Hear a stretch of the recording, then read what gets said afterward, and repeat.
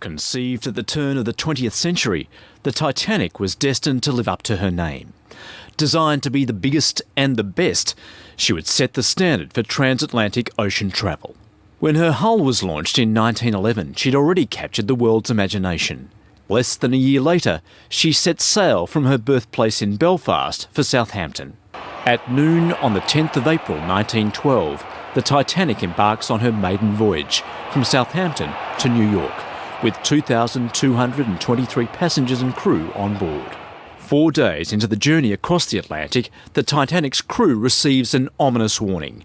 Icebergs are spotted by ships further west.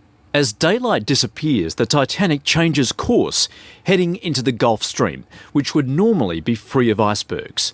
But 1912 was no normal year. Cold water was surging south, and the decision to change direction put the ship on a collision course with the icebergs. Mid-evening, the Titanic receives its fifth and final warning that it's heading for icebergs. Later that evening, the ship, the Californian, sends a message to say she stopped all engines, given the danger of icebergs. The Titanic continues steaming at full speed. An iceberg lies just half a nautical mile ahead, but the moonless night means the Titanic's crew has little chance of seeing it. 30 seconds later, the berg is spotted, but it's too late. Titanic's engines are thrown into reverse and the ship steered to port. Titanic's starboard bow strikes the iceberg. Initially, the crew assumes it was a glancing blow that caused little damage. 20 minutes past midnight, and Captain Edward Smith realises the worst. His ship is taking on water, foundering some 900 kilometres off Newfoundland. He gives the order to start loading the lifeboats, knowing there are only 20, which can carry a little more than a third of the number of people on board. In all, just 16 lifeboats are launched, some only half full. Many people refuse to abandon ship, believing it cannot sink. 2.5 hours after hitting the iceberg, the Titanic disappears below the surface.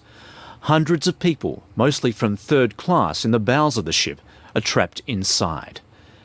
Death also awaits those who are left on the surface. The water's temperature is -2 degrees Celsius. Life expectancy in the water is around half an hour. The first ship to render assistance, the Carpathia, arrives almost 2 hours after the Titanic sinks. The Titanic breaks in two as it plunges almost 4 kilometres to the bottom of the Atlantic.